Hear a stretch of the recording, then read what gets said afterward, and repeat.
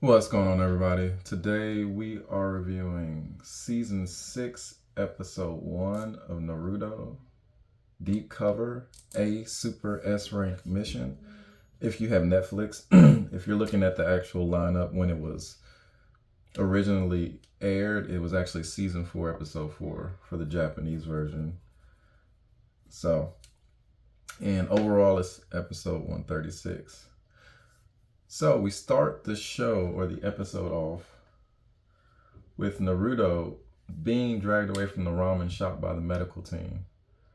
And what it really is a humorous yet stark reminder that these children are actually military or paramilitary forces. And if they get orders, they have to obey them. And that'll come up later when we talk about other people threatening to leave the village. So if we flash forward to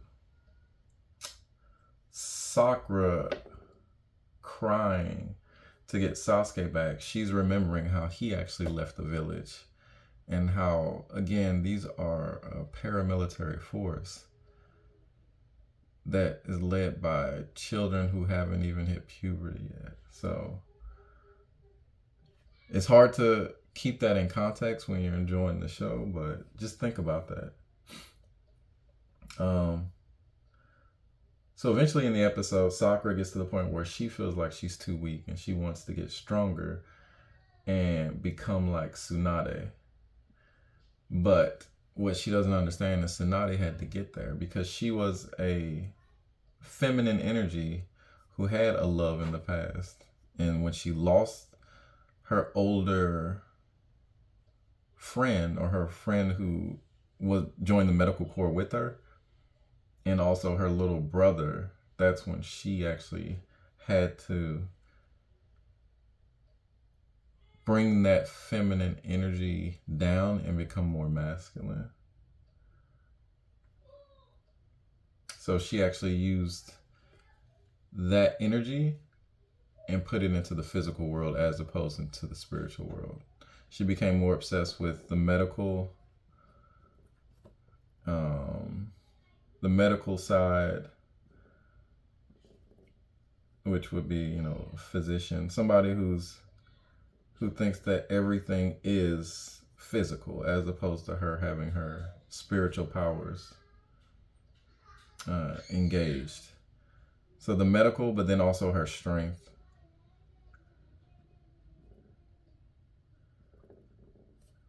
Something like that. But then also her strength became her focus.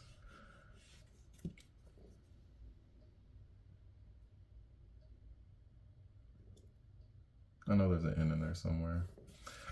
But she's strong. And that became her focus as opposed to her nurturing her feminine side, which she had to protect because everybody that was masculine died around her. Then we move a little bit further into the episode, and it shows the comparison between a lost love and how it forces growth. So that goes into the Sharingan and how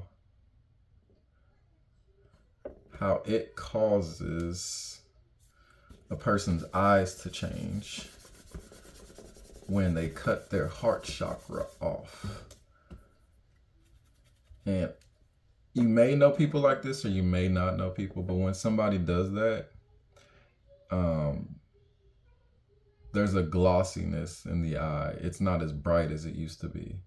So it could be something as small as just not showing love to people anymore, or something to the extreme of actually getting rid of people and offing people, like Itachi did. He had to kill his best friend to get his Sharingan, to go to the next level.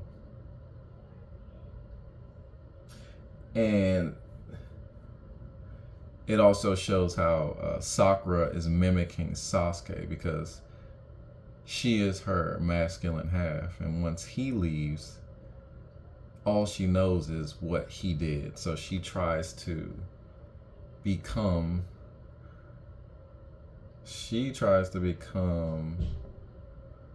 Sasuke. And that's my Sasuke. And this is my Sakura. So she tries to become Sasuke. And the only way she knows how to do that is do what he did, which is leave the village and try to do training on her own, which she thinks now that strength is the only thing that can make her relatable to him. So Naruto's getting dragged away from this ramen shop in the beginning, and they use black maiden's hair. Now I'm sure there's an ancient correlation to that, but if you think about it, the hair is the extension of the nervous system. A maiden, again, who hasn't had anybody, take any energy away from her through birth or through any other means, her nervous system is fully intact. So that's why they compare black maiden's hair to the strongest strands possible to hold Naruto. But in the hospital, we see that Naruto actually breaks those bands very easily because his power comes from somewhere else outside of the physical. He has a power that predates the physical, a chaos energy. And if you look at my reviews of the older episodes, you'll be able to see what his symbol means, what the chaos energy represents, what the nine tails and all that represents. But again, the nervous system, the hair is an extension of the nervous system, which is the blood. So the blood itself is what carries that energy and that strength.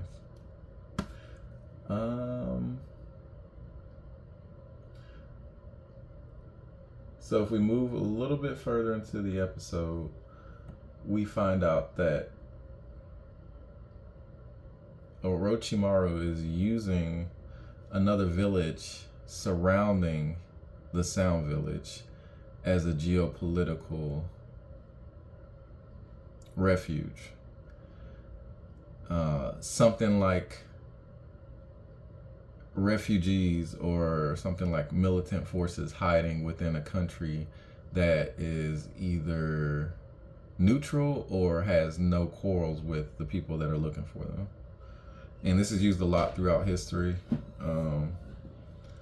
But what you can get from this is that Orochimaru not only uses metaphysical tactics, he uses worldly tactics as well to build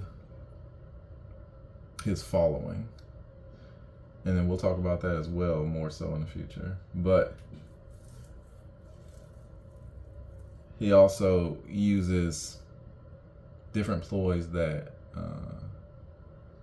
aren't necessarily straight up to get what he wants, because his end goal is all that matters.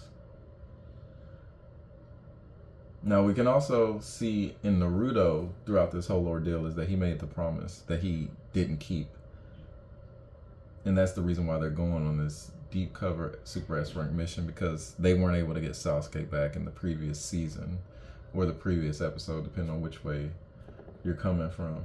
But he represents the perfect blend between the masculine and feminine energy. Hence why he actually has a female voice. If people haven't noticed that, I know I didn't catch that at first either. Somebody actually told me, but if you listen to him, you'll hear it. It's a female voice, but it's a boy. Now you can say he didn't go through puberty. You can also get a younger person to play it, but they use the female voice for a reason. It's to represent that mixture between the masculine and feminine, how there is no distinction, and it's just one thing. So more so an androgyny than unidentified. There is no separation between the two. We also come back to the pervy sage, and it shows you his masculine type. You think I was getting on Tsunade because she's masculine, but think about Jiraiya, and understand that he is the male that didn't get the results that he was looking for either. So he has to search for it in other feminine energy. That's why you always see him at noodle shops or bars, or you see him always chasing women, gambling, anything really that can involve him being interjecting feminine energy into himself, because he's the masculine energy that went through what he went through, the same thing that Naruto, Sakura, and Sasuke are going through. They went through as the Sannin, with him, Orochimaru, and the new Hokage, Lady Tsunade. So he represents the opposite of her. Instead of going within himself as well to find feminine energy, he's looking for it in the physical world. And like with Tsunade, instead of for her going outside to find her match, she went within to build physical strength. So they both, they're opposites of each other. And Orochimaru would be the chemical combination of them both, the perfect combination. He would be, again, an androgynous being, the perfected being. But outside of that, look at the show as, outside the metaphysical, you can look at the show as just as a special military force unit. You can see that they actually go on missions. They use maps to map out the region. And you'll see in later episodes, they had to go undercover. But this is all coming together metaphysically and showing you that the occult is the occult is the occult. So they're hidden beneath the leaves. They're ninjas. There's something that isn't obvious, and they're creating some sort of change in the world that's going to affect everybody. Because it's always the spirit point, the 1% that makes the changes for the other 99%. And that's what they represent.